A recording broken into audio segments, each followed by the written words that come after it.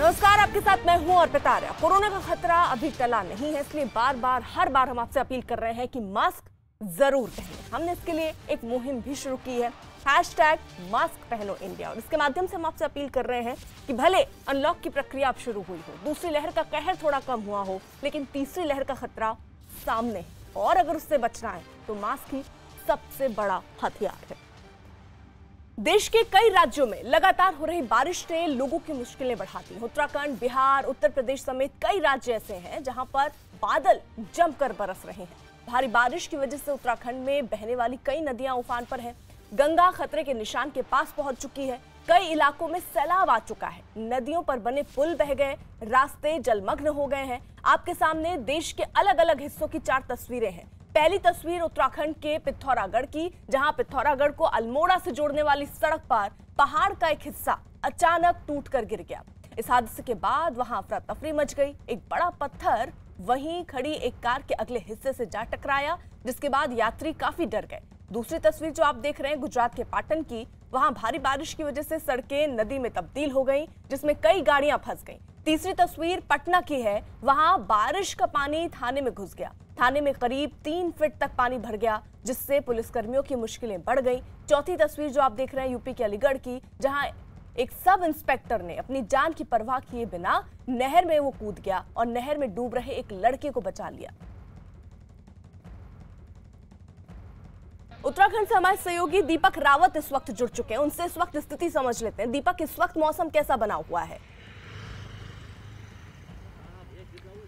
अर्पिता, इस वक्त अगर श्रीनगर की बात करें, जहां पर इस वक्त मैं मौजूद हूं, वहां पर बारिश अभी बंद है। हालांकि अलर्ट अभी भी यहां पर है कि कभी भी बारिश हो सकती है, लेकिन 2-3 दिनों से जो लगातार बारिश हुई है उसके बाद जो स्थिति यहां पर बनी है वो आपको दिखाता हूं। ये मुख्य सड़क है, अगर आप बद्रीनाथ केदारनाथ की तरफ जाते हैं, नेशनल हाईवे है और इस हाईवे की अब शक्ल देखिए किस तरीके से पूरा एक हिस्सा जो है वो टूट चुका है। ये जो हिस्सा है ये आप देखिए, किनारे से दिखाने की कोशिश करते हैं क्योंकि ये कभी भी दोबारा टूट सकता है। यहाँ पर किसी को जाने की अनुमति नहीं है, लेकिन ये हिस्सा हम आपको दिखाना चाहते हैं कि किस तरीके से ये पूरा हिस्सा टूटा है। और यहाँ पर दूसरी तस्वीर आपको दिखाते हैं कि किस तरीके से जो बड़े बड़े पत्थर हैं वो आकर गिरे हैं और जिसके बाद ये हिस्सा टूट गया है। नीचे नदी है, नदी में भी वो पत्थर आप दिख सकते हैं आपको। अलकनंदा नदी ये है जो आगे चलकर भागीरथ नदी के साथ मिलती है और वहाँ पर गंगा नदी, जहाँ पर वहाँ पर गंगा नदी बहना शुरू हो जाती है देवप्रयाग की अगर बात करें तो। लेकिन इस जगह की अगर पूरी जगह बात करें तो ये बहुत खतरनाक स्थिति यहां पर बन चुकी है, क्योंकि सड़क का सिर्फ एक हिस्सा ही बाकी रह गया है और उस हिस्से से गाड़ियों को निकालना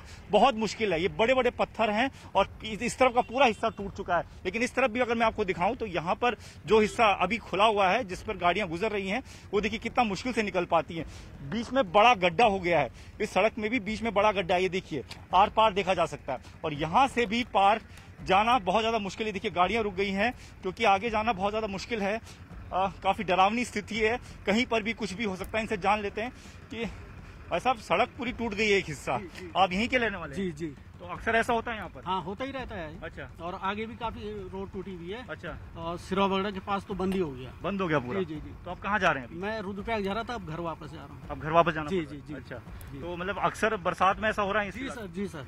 तो ये जो सड़क का हिस्सा टूटा है, सामने गड्ढा है, वहाँ पे भी निकलना बहुत मुश्किल है? वहाँ पे भी निकलना मुश्किल है सर। हाँ, वो तो कभी भी गिर सकता है। पैर अगर अंदर चला गया तो वो तो फिर निकालना मुश्किल हो जाए। बहुत मुश्किल हो जी जाएगा। जी सर। तो ये देखिए अर्पिता, लोग वापस जा रहे हैं क्योंकि कोई चारा नहीं बचा है, सड़क का हिस्सा टूट चुका है। कुछ स्थानीय लोग भी यहाँ पर हैं।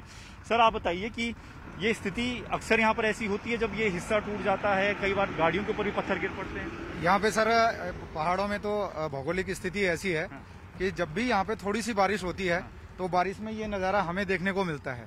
इससे हमें क्या नुकसान होता है सर? एक तो जैसे हमारा आवागमन का जो साधन है जो पहाड़ों में, वो एकदम बंद हो जाते हैं, जिससे हम एक जगह से दूसरी जगह नहीं जा पाते हैं। दूसरा, हमारा जो पेयजल जो लाइनें होती हैं, पेयजल लाइनें भी हमारी क्षतिग्रस्त हो जाती हैं। मतलब जो पानी के लिए जो लाइनें गई वो टूट गई पानी है वो भी टूट जाती हैं, जिसके कारण हम कई दिनों तक मतलब नदी का गंदा पानी पीने के लिए मजबूर हो जाते हैं, क्योंकि आजकल पानी भी, नदी का पानी भी गंदा हो चुका है। दूसरा सर, कोरोना काल में आवागमन का साधन नहीं होगा हमारे पास, तो उसके लिए क्या है, हमारे दूरस्थ क्षेत्रों से जो लोग रहते हैं और जिनको स्वास्थ्य सुविधाएं मिलनी चाहिए, वो सुविधाएं नहीं मिल पाती हैं और वो रास्ते में ही दम तोड़ देते हैं। ठीक है, तो ये मुश्किलें बता रहे हैं कि कितना ज्यादा मुश्किल होता है, रास्ते में दम तोड़ देते हैं लोग। आप भी यहीं के रहने वाले हैं? जी जी जी। तो ये इस तरीके की स्थिति में कितना मुश्किल हो जाता है आप लोगों के लिए? बिल्कुल सर, रोजमर्रा की जो भी चीजें होती हैं उसमें भी बहुत प्रभाव पड़ता है। हाँ। और जैसे हॉस्पिटल जाना है, हाँ। और आप दवाई लेने जाना है, सब्जी लेने जाना है, हाँ। दूध लेने जाना है, हाँ। इन चीज़ों की भी बहुत सारी परेशानी होती है। ये तो मेन हाईवे है, हाँ। इससे सारे ही ब्रांच रोडें जुड़ी हुई हैं। हाँ। और सभी चीजें इससे जुड़ी हुई हैं। हाँ। और रोड की स्थिति आपने देख दी है कैसी है। हाँ। ठीक आगे है, भी टूटा हुआ है बता रहे हैं। बुरी बुरी स्थिति है। बुरी और साथ में नदी नीचे पे है, पेयजल लाइन ये मेन जो है जल निगम की, हाँ। ये भी इसमें कनेक्टेड है। ठीक है, तो ये जो बता रहे हैं इसको एक बार थोड़ा समझ लेते हैं। ये जो आपको दिख रहा है पाइप, ये इनका पेयजल की लाइन है, ये भी पूरी क्षतिग्रस्त हो चुकी है। आगे तक इनका ये मुख्य लाइनें बता रहे हैं, क्योंकि पानी की दिक्कत भी इनको झेलनी पड़ सकती है। पानी की, अगर नदी के पानी का इस्तेमाल करने की बात कह रहे हैं, लेकिन नदी के पानी आप देखिए कि कितना मटमैला आपको नजर आएगा, क्योंकि बारिश बहुत ज्यादा हुई है इस पूरे इलाके की बात की जाए। और दूसरे इलाकों में भी अगर बात की जाए तो वहां पर भी लगातार बारिश हो रही है। हाई अलर्ट पे उत्तराखंड है। और ये जो नदी बह रही है, अलकनंदा जो नदी है, इसका बहाव भी काफी ज्यादा बढ़ गया है। आप देखें कि पानी का फ्लो काफी ज्यादा है, खतरे के निशान से ऊपर इस वक्त तमाम जो नदियां हैं, जो गंगा की सहायक नदियां हैं उत्तराखंड में, चाहे अलकनंदा की बात करें, चाहे दूसरी भागीरथ नदी की बात करें, ये तमाम नदियों में उफान इस वक्त आपको देखा जा सकता है। लेकिन स्थिति ये हो चुकी है कि जगह जगह पर सड़कें पूरी तरह क्षतिग्रस्त हो चुकी हैं। ये जो जगह बची हुई है, इस जगह पर भी कभी भी कोई भी बड़ा हादसा हो सकता है। इसलिए प्रशासन की तरफ से भी कई टीमें यहां पर पहुंचती हैं। थोड़ी देर पहले एक बुलडोजर यहां पर आया था, जेसीबी मशीन भेजी गई थी, जिसकी वजह से थोड़ा सा रास्ता साफ किया है, ताकि लोग यहां से अपने घर, जो कि आसपास के लोग हैं, वो वहां तक पहुंच सके। लेकिन अभी की स्थिति में आपको दिखा रहा हूं कि ये जो सड़क बची है, जो हिस्सा बचा है, ये भी कभी भी टूट सकता है। और इसी बात का डर यहाँ पर बना हुआ है। इस तरफ अगर दिखाएं, मैं अपने कैमरा पर्सन से कहूंगा कि एक बार दोबारा दिखाएं।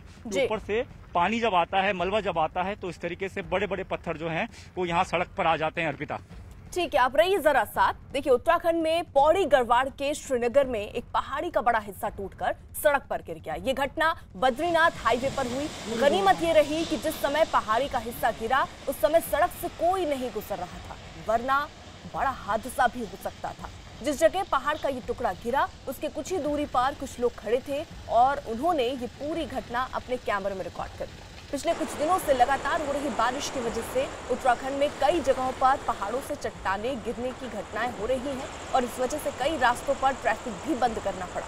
देवप्रयाग और ब्यासी के बीच ये पहाड़ी का एक हिस्सा गिरने से 2 दिन बाद भी बद्रीनाथ हाईवे नहीं खोला जा सका है।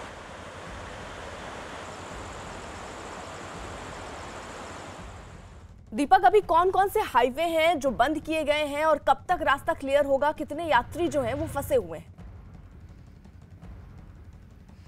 अर्पिता, अगर मुख्य जगहों की बात करें जहां पर सबसे ज्यादा लोगों को परेशानी झेलनी पड़ रही है, तो चमोली डिस्ट्रिक्ट की मैं बात करूंगा, क्योंकि इस डिस्ट्रिक्ट में बहुत ज्यादा परेशानी है। सड़कें पूरी तरह से टूट चुकी हैं। एक हिस्सा और आपको दिखाने की कोशिश करते हैं कि इस वक्त जिस जगह पर मैं मौजूद हूं, देवप्रयाग से आप श्रीनगर की तरफ बढ़ते हैं और यहां से रुद्रप्रयाग अगर आपको जाना होगा तो आप वहां से आगे नहीं जा सकते हैं, क्योंकि ये मेन नेशनल हाईवे है जो चारों धामों को जोड़ता है उत्तराखंड के। और यहाँ पर जगह जगह पर आपको लैंडस्लाइड होता हुआ नजर आएगा। ये मैं आपको तस्वीरें दिखा रहा हूँ कि कभी भी कोई भी बड़ा पत्थर नीचे गिराता है और सड़क जो है पूरी तरह से बंद हो जाती है। हालांकि यहाँ पर मजदूरों को लगाया गया है कि वो पत्थरों को जल्दी वहां से हटा दें, क्योंकि कई लोग ऐसे हैं जो कि 2-2, 3-3 दिनों तक बीच सड़कों में फंसे रहे, क्योंकि पिछले 2-3 दिनों में बहुत ज्यादा बारिश यहाँ पर हुई है। तो अभी अच्छी बात यह है कि इस इलाके में भी बारिश नहीं हो रही है, लेकिन जो मुझे सूचना मिली है, तो आगे अगर चमोली डिस्ट्रिक्ट की तरफ मैं आगे बढ़ूंगा तो वहां पर भारी बारिश हो सकती है। ये बताया गया है। मौसम अभी भी खराब है, लेकिन ये स्थिति देखिए सड़क के किनारे की, कि बड़े बड़े पत्थर जो है वो गिरे हुए हैं और इन्हीं पत्थरों की वजह से कभी भी कोई भी बड़ा हादसा हो जाता है। कभी ये गाड़ी के ऊपर गिर पड़ते हैं, कभी पैदल चलने वाले के ऊपर गिर पड़ते हैं, और ऐसे ही हादसे जो है अक्सर देखने को मिलते हैं। आगे कुछ मजदूर भी हैं जो काम कर रहे हैं, पत्थरों को हटाने के लिए उनको लगाया गया है। लेकिन स्थिति में आपको दिखा देता हूं कि क्या स्थिति इस वक्त यहाँ पर हो चुकी है। ये देखिए पूरा का पूरा हिस्सा ये पहाड़ का ये टूटा हुआ है, ये टूट चुका है पूरा हिस्सा। और ऐसे ही जब ये टूटता है तो सड़कें बंद हो जाती हैं। इस मुख्य सड़क की बात करें तो ये 2 दिन बाद खुली है। 2 दिन तक ये पूरी तरह से बंद रही। उसके बाद भी कुछ स्थानीय लोग थे जो खुद से भी यहाँ पर पहुंचे थे, उन्होंने भी मदद करने की कोशिश करी। लेकिन ये देखिए सामने मजदूर जो हैं वो काम पर लगे हुए हैं। इनसे भी समझने की कोशिश करेंगे कि कितना मुश्किल है और कितनी दिक्कतें आती हैं। तो बड़ी बड़ी गाड़ियां यहाँ से गुजर रही हैं। कल हमने कुछ ट्रक वालों से भी बात की थी, उन्होंने कहा कि ज़रूरी सामान पहुंचाना है, उसको पहुंचाने में बहुत ज़्यादा मुश्किल हो जाती है। ये मजदूर हैं, ये आप पत्थर हटा रहे हैं। हाँ जी। तो ये कितना कब से गिरा है ये मलबा? कल से गिरा है। कल गिरा है, बारिश के बाद? बारिश के बाद। अच्छा, तो इसी तरीके से आपको हटाना पड़ता है। हाँ। तो ये आप लोग को डर नहीं लगता कभी भी आप साफ कर रहे हो ऊपर से कुछ आ जाए? सर क्या कल जितना गिरना आगा गिर गया और चला गया। हाँ, आगे भी टूटा हुआ है। आगे भी है आगे। हाँ, तो ये पूरी सड़क बंद थी। हाँ ये सर कब तक बंद थी ये? हाँ? कितने दिन बंद रही? दो दिन, एक दिन बंद रही। हाँ। अच्छा, तो ये कह रहे हैं कि लगातार ये काम कर रहे हैं यहाँ पर से हटाने का। ये सामने मंदिर है, इस मंदिर में भी बताया जा रहा था कि यहाँ पर भी काफी ज्यादा नुकसान इनको झेलना पड़ा है। जी अर्पिता, रहिए आप जरा साथ। उत्तराखंड की कई इलाके देखिए ऐसे हैं जहां लगातार बारिश हो रही है, उसकी वजह से गंगा, अलकनंदा और पिंडर समेत कई नदियों में उफान है। ऋषिकेश में गंगा का जलस्तर खतरनाक स्तर पर पहुंच गया। वहां पर त्रिवेणी घाट और परमार्थ निकेतन घाट समेत कई घाट पानी में डूब गए। गंगा में जलस्तर बढ़ने की वजह से कई इलाकों में बाढ़ का खतरा भी गहरा गया है।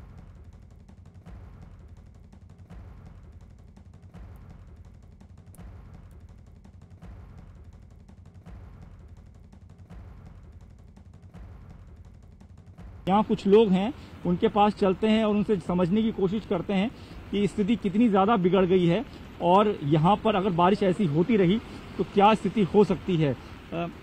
बाबा ये बताइए, पानी कितना भर गया है 1-2 दिन में?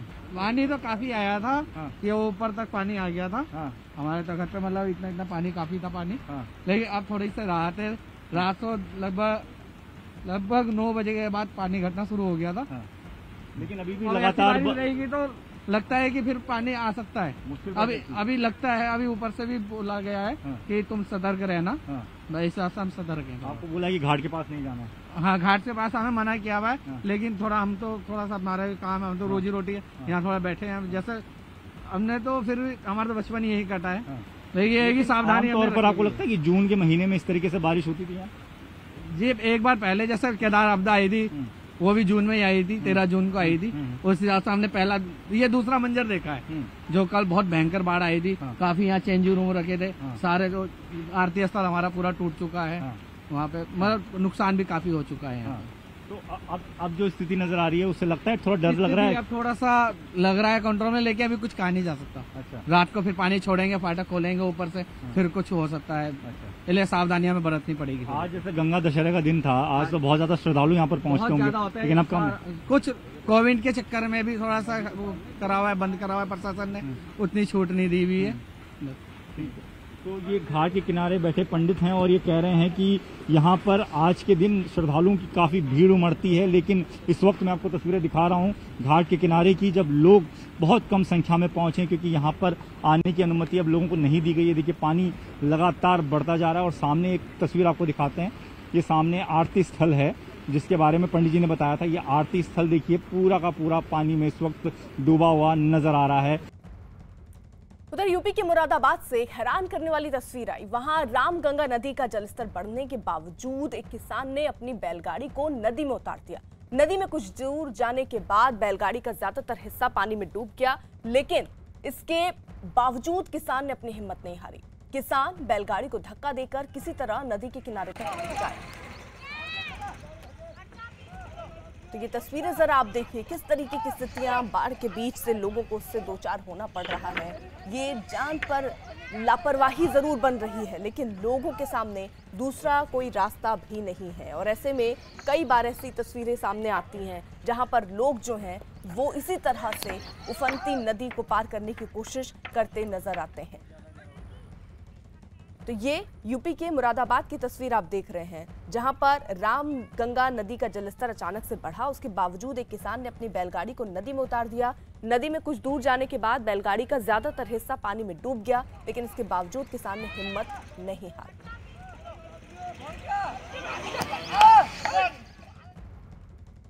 वहीं पटना में जोरदार बारिश का असर पुलिस वालों पर भी पड़ा। भारी बारिश के बाद राजीव नगर थाने में 2 से 3 फीट तक पानी भर गया। थाने के पूरे कैंपस में बारिश का पानी जमा हो गया। अधिकारियों के बैठने की जगह हो या फिर दूसरे पुलिस कर्मियों की सभी जगहों पर बारिश का पानी पूरी तरह से जम गया। बारिश का पानी थानेदार के चैम्बर में भी घुस गया। थाने के अंदर रखा जब्त सामान भी बारिश के पानी में डूब गया। काफी सारी फाइलें भी भीग गईं। थाने का कोई भी ऐसा जगह नहीं बचा जहां बारिश का पानी जमा नहीं हुआ हो। पुलिसकर्मियों के रहने के लिए बने कमरे भी पानी में डूबे दिखाई दिए। हालात ऐसे हो गए कि वहां कहीं भी पैर रखने तक की जगह नहीं बची।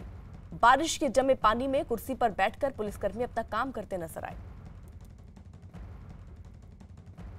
डर तो लगता ही है, मेढक बिच्छू और सब तैरते रहता है, क्या कीजिएगा, हम लोगों का भी नया बिल्डिंग बन रहा है, इस साल दिक्कत है, अगला साल से तो हम बन ही जाएगा।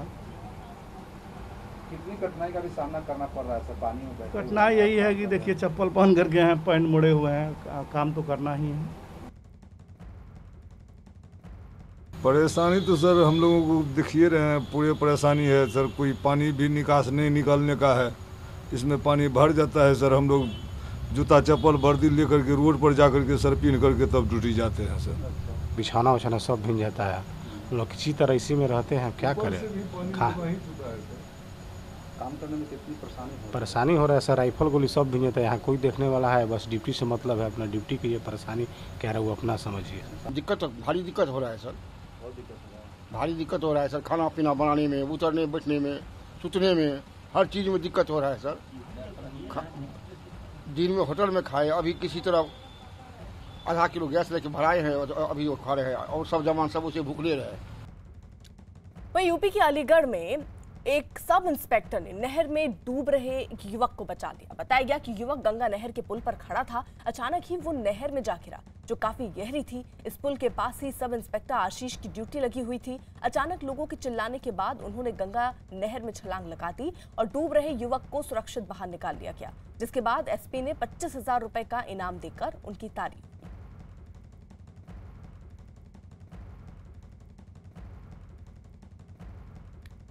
हाल ही में यूपी बीजेपी ने AK शर्मा को प्रदेश बीजेपी का उपाध्यक्ष बनाया है।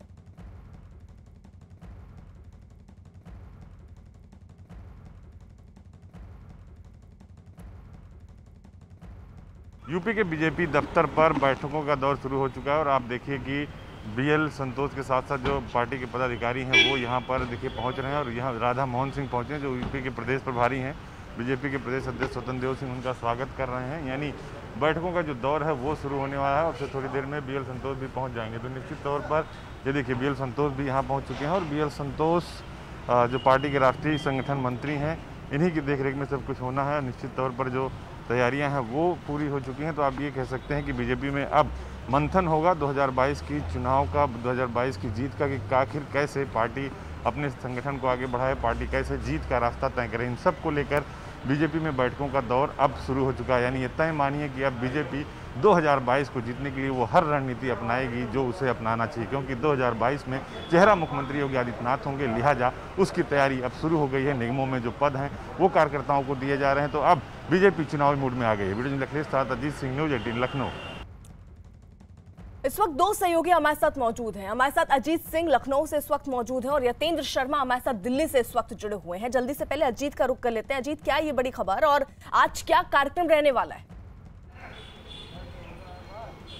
देखिए, बिल्कुल जिस तरह से तैयारी है बीजेपी दफ्तर पे हम मौजूद हैं यहाँ पर। यहाँ BL संतोष जो राष्ट्रीय संगठन महामंत्री हैं वो यहाँ पहुँच चुके हैं। राधा मोहन सिंह जो यूपी के प्रभारी हैं वो पहुँच चुके हैं। स्वतंत्र देव सिंह प्रदेश अध्यक्ष और सुनील बंसल, सब लोगों की बैठक बीजेपी दफ्तर पर इस वक्त चल रही है अर्पिता।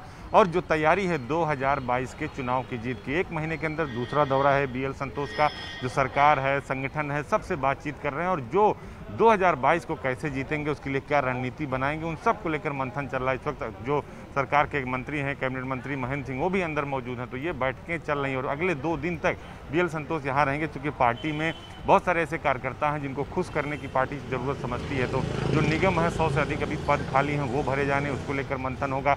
कोविड की दूसरी लहर पर कंट्रोल किया है, तीसरी लहर को कैसे हम काबू पाएं, क्योंकि 6 से 8 महीने के बीच 2022 के चुनाव में जाना था। इन सब को लेकर बड़ा मंथन होगा। आपने देखा कि AK शर्मा जो कहा जा रहा था सरकार का हिस्सा होंगे, उन्हें संगठन में जिम्मेदारी दी गई, प्रदेश उपाध्यक्ष उन्हें बनाया गया और प्रदेश की कई सारी विंग के जो मीडिया से लेकर प्रवक्ताओं से लेकर सबकी तैनाती स्वतंत्र देव सिंह की तरफ से कर दी गई। यानी ये यकीन मानिए आपकी जो BL संतोष की इस बार का जो दौरा उत्तर प्रदेश में 2022 के चुनावी रणनीति को लेकर, क्योंकि जो कई सारे सिनेरियो आ रहे हैं कि अखिलेश यादव यानी समाजवादी पार्टी किसके साथ जाएगी, बहुजन समाज पार्टी के साथ कौन जाएगा, शिवपाल यादव या फिर आसिफुद्दीन ओवैसी का क्या स्टैंड होगा, जयंत चौधरी का क्या स्टैंड होगा, इन सब को लेकर BL संतोष मंथन करेंगे कि जो विपक्ष है पूरा, अगर पूरा विपक्ष एक साथ आए तो भाजपा की क्या रणनीति होगी।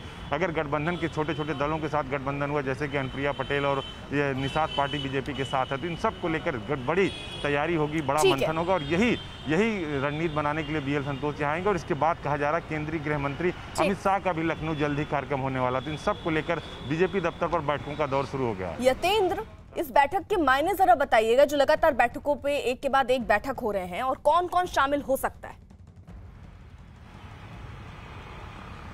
देखिए, इस बैठक के अगर मायने देखे जाए तो इस तरह से समझा जा सकता है कि 5 राज्यों में विधानसभा चुनाव आने वाले समय में होने हैं, लेकिन जो सबसे ज्यादा दौरे हो रहे हैं वो उत्तर प्रदेश में है। क्योंकि कहा जाता है कि दिल्ली का रास्ता उत्तर प्रदेश होकर जाता है। उत्तर प्रदेश बड़ा राज्य है और राजनीतिक दृष्टि से बहुत महत्वपूर्ण है। तो जिस तरह से बीएल संतोष ने महज 15 दिनों के अंदर अपना दूसरा दौरा आज से शुरू किया है, तो इसके मायने इसी बात से हैं कि बीजेपी नेतृत्व काफी गंभीर है उत्तर प्रदेश को लेकर, और शायद एक रणनीति भी यही रहती है। जब से अमित शाह जब बीजेपी अध्यक्ष थे तब उन्होंने रणनीति अपनाई थी कि जहां दूसरे बाकी राजनीतिक दल सोचते भी नहीं है, उससे पहले ही बीजेपी अपनी चुनावी राज्यों में अपना अभियान शुरू कर देती है, अपनी रणनीति बनानी शुरू कर देती है। और वो केवल कागजों पर मिटिंगों में नहीं होता, वो उस राज्य की जमीनी स्तर पर जाकर वहां के नेताओं से मिलना, वहां के विधायकों से मिलना, वहां की आम जनता की नब्ज को पहचानना, ये उस रणनीति का हिस्सा है। और शायद यही कारण है कि बार बार बड़े नेताओं के, खासकर बीएल संतोष जो राष्ट्रीय संगठन मंत्री हैं, वो बार बार वहां पर दौरे कर रहे हैं। 15 दिन के अंदर दूसरा दौरा इस बात का संकेत है कि बीजेपी अब चुनावी मोड़ में आ चुकी है और कोई भी कोताही नहीं बरतनी चाहती। जहां तक इन मीटिंगों की बात है, तो इन मीटिंगों से साफ है कि जो बार बार एक कहीं ना कहीं क्योंकि 5 साल की सरकार है और कोरोना की स्थिति की वजह से थोड़ी बहुत नाराजगी जनता में भी हो सकती है, थोड़ी बहुत नाराजगी सरकार की कार्यशैली को लेकर कार्यकर्ताओं में भी हो सकती है। तो ऐसे में वो मनमुटाव दूर हों, उन मनमुटावों को दूर करने के लिए किस तरह से बीजेपी के नेता प्रयास करेंगे, किस तरह से रणनीति बनाई जाएगी, और सरकार की जो उपलब्धियां हैं और खासकर केंद्र सरकार की भी उत्तर प्रदेश में उसका फायदा मिले, और उत्तर प्रदेश सरकार की जो उपलब्धियां रही, इन दोनों की उपलब्धियों को कैसे जनता के बीच में भुनाने का मौका मिले, कैसे उसको, उन प्रयासों को वोटों की फसल के तौर पर उसको बनाया जा सके।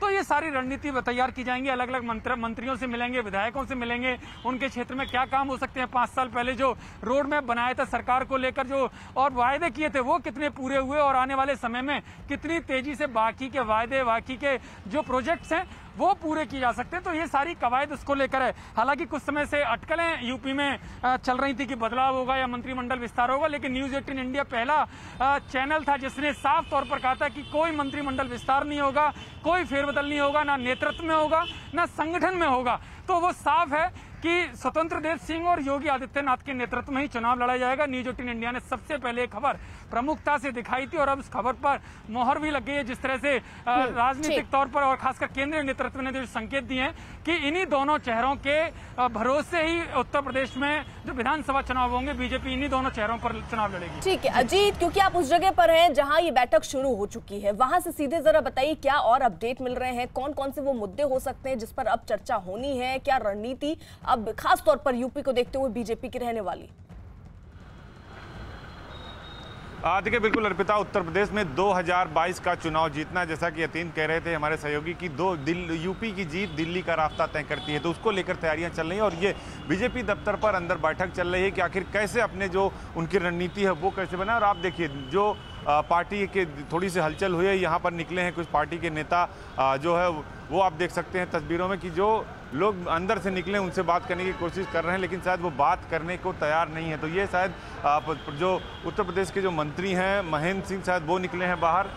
तो ये आप तस्वीरों में देख सकते हैं, नहीं सुनील बंसल निकले हुए हैं, जो संगठन मंत्री हैं वो यहाँ से बाहर निकले हुए हैं। तो ये आप देख सकते हैं कि किस तरह से कहाँ जा रहे हैं, जो कार्यकर्ता उनके पीछे चलेंगे। हालांकि जो बैठक है अंदर वो चल रही है, थोड़ी सी हलचल है क्योंकि बीएल संतोष अंदर हैं और लगातार बैठकें चल रही हैं, क्योंकि उत्तर प्रदेश को किस तरह जीतना है, क्या रणनीति बनानी है, क्या वो आगे कर सकते हैं, चाहे वो विपक्षी दलों का जवाब देना हो, केंद्र की जो 7 योजनाएं हैं, सौभाग्य से लेकर उज्ज्वला योजना, उन सबको लेकर आप देखिए कैसे किस तरह की बैठकें होंगी और क्या रणनीति होगी। आप देखिए स्वतंत्र देव सिंह जो बीजेपी के राधा मोहन सिंह है जो प्रभारी हैं बीजेपी के, वो निकले हुए हैं, वो उनसे मीडिया बात करने की कोशिश कर रही है कि आखिर वो क्या बोलना चाह रहे हैं, क्या कहना चाह रहे हैं। उनसे हम कोशिश करते हैं कि क्या बात हो रही है।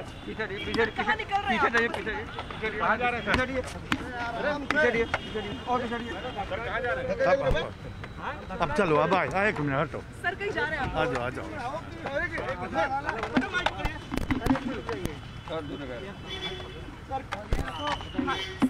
आज से पूरे देश में टीका महाअभियान प्रारंभ हुआ है। आज मैं किसी टीका केंद्र पर जाऊंगा। सर सिविल जा रहे हैं क्या? Sir civil hospital sir civil hospital ये देखिए बीएल संतोष थे। चूंकि आज से टीकाकरण का महाअभियान शुरू हुआ अर्पिता, तो किसी सेंटर पर जाएंगे क्योंकि सिविल अस्पताल पर मुख्यमंत्री योगी आदित्यनाथ अब से थोड़ी देर जाएंगे, तो लिहाजा ये भी निकले हैं, सुनील बंसल भी निकले हैं। तो अभी चूंकि आज से उत्तर प्रदेश सरकार ने तय किया कि रोज 6 लाख लोगों को टीकाकरण का अभियान होगा, महाटीकोत्सव का अभियान शुरू किया गया, क्योंकि टीका ही सुरक्षा कवच है। तो उसको लेकर देखिए यहाँ से जो गाड़ियां हैं वो निकली हैं। तो बीजेपी दफ्तर पर अभी फिर थोड़ी देर बाद ये लोग वापस आएंगे और फिर बैठकों का दौर शुरू होगा। हालांकि बीएल संतोष बाहर नहीं निकले हैं, बीएल संतोष अंदर ही हैं। तो निश्चित तौर पर कहीं ना कहीं जो तैयारी है भाजपा की, इन्हीं सबको लेकर जो हम बता रहे थे कि टीकोत्सव को कैसे वो जनता के बीच जाएंगे, कैसे जो लोग नाराज हैं उनको कैसे ठीक करेंगे, घर घर जाएंगे। बीजेपी की जो रणनीति है, 97,000 जो राजस्व गाँव हैं वहाँ पर जाएंगे, उनके 2-2 कार्यकर्ता लोगों को जागरूक करेंगे कि आप टीका लगवाइए, सुरक्षा ही आपका टीका ही आपकी सुरक्षा कवच है। तो इन सबको लेकर ये बैठकें होंगी। लेकिन फिलहाल अभी 2 बड़े नेता यहाँ से वैक्सीनेशन सेंटर के लिए गए हैं, चूंकि सिविल अस्पताल में अब से थोड़ी देर बाद मुख्यमंत्री योगी आदित्यनाथ भी पहुंचे। दिनचर्या में इसे शामिल करने के लिए संदेश दिया और स्वस्थ रहने का संदेश दिया। वहीं गलवान में सेना के जवानों ने योग किया, वहीं कोलकाता में बीएसएफ के जवानों ने भी योग किया।